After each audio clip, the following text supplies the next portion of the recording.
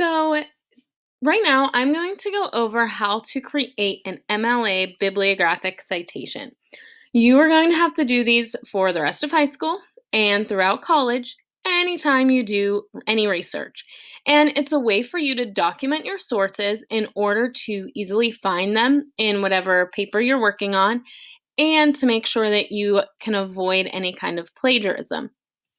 We are using what is called the MLA kind of formatting, and that just stands for the Modern Language Association. As you go through different classes, you might use a different formatting, and that's fine. The important thing is that you can find all of these pieces and follow the instructions to put them in order. That's all that really matters. So I'm going to walk you through how to follow these instructions to create a bibliographic citation that you'll put in anytime you do research. So whenever you want to have a list of your sources, you'll start a new document. And for MLA, we title it Works Cited and then center that. So we have a document titled Works Cited, and this is where we're going to house our bibliographic citations. So here's an article that I found, and I wanted to use this and document it in my research about historical bathroom habits. So what I need to find are potentially these 9 things: the author, the title of the source, the overall site it's contained on, and all of these other things. This document here, this MLA 8 Bibliographic Citation Rules and Templates document, this is what you're going to come back to all year long. It's housed under Materials and Resources in Google Classroom. This document is always what you're going to want to come back to anytime you have questions. You can see for any element, I have a little bookmark and little overview of what you need. So for the very first element, for every source, we include the author. Begin the entry with the author's last name, followed by a comma and the rest of the name as presented in the work, and with a period. And there's an example. But please notice, at the top of every page, I have a reminder. If you are unsure, Google it. No teacher in the history of the world expects you to have any of these rules memorized. Look them up and use resources instead of thinking that we expect you to have everything memorized. So you're going to we're going to want to first find and record the author of your source, because that's the first element on our list, on our bibliographic citation list. So we look here and we find, Tara Santora. So Tara Santora is the author. So I come to my Works Cited page and I'm going to do last name first, Santora, comma, Tara, and end with a period. Easy peasy. Then I look at my list again. The title of source. So the title of the source is the specific article I am using. So it is not the overall website. The title of the source is the specific article title. That is this. So I'm just going to highlight it, and then I'm going to copy that title and paste it here. It is a small web page, so I'll put quotation marks around it.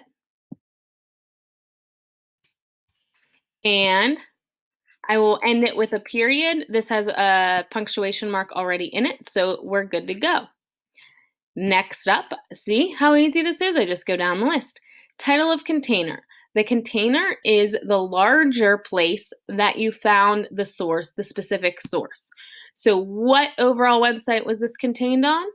Live Science, not livescience.com, that's the URL.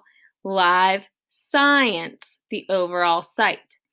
So you're not, again, when it comes to the source or the container, it's not the URL, it is this overall site title. So just Live Science. So then I'll put Live Science. Because it's a large work, I'm going to put it in italics.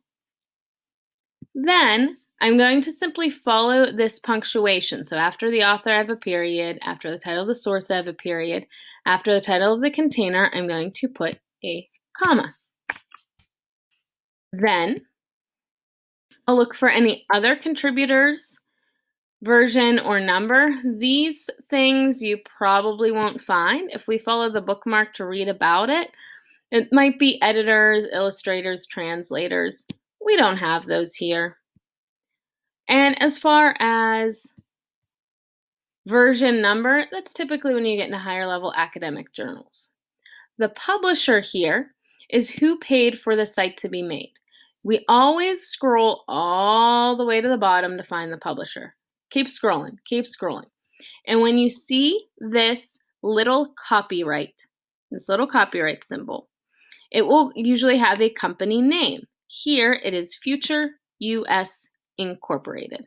And it even says here, Live Science is a part of Future US Incorporated, an international media group and leading digital publisher. This is the company that paid for Live Science to run its website.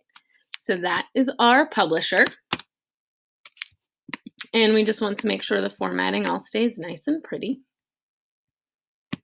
And we put a comma after the publisher. And if your website title, the overall site, this is the same as the publisher. For instance, National Geographic's publisher is National Geographic. You don't need to write it twice. Here, the publisher is separate from the overall site. So then after the publisher, then we add the publication date, which was 4 days ago from today, was September 20th. September 2020. Now, please notice the way that I did this. It's 20 Sept 2020. When you look at the publication date rules, they dictate that this is how you must write your months, and it will be the day, month, year, smallest to largest, smallest to largest unit. Then you have a comma. And finally, our very last piece is location. I mean, obviously, it's located on the internet. So here we'll put the actual link. So we copy and paste the URL. We will make sure this is double spaced. And please note that there's a hanging indent here. The first word is actually it's reversed indent. The first word is hanging out over the rest. And you simply do that by coming to your second line, pressing enter, and then tab. That's how you create a hanging indent. So you just come to your second line, press enter, and then tab. It's very simple. And so this is how you create a bibliographic citation. You just follow the list of rules. It's very simple. And if you are unsure, look at this document, Google it, and then ask me if you still can't figure it out. You'll have this whole list of your works cited, and you'll put these in alphabetical order. And this is how you'll be expected to document any research that you do this year, and until you graduate from whatever college you go to.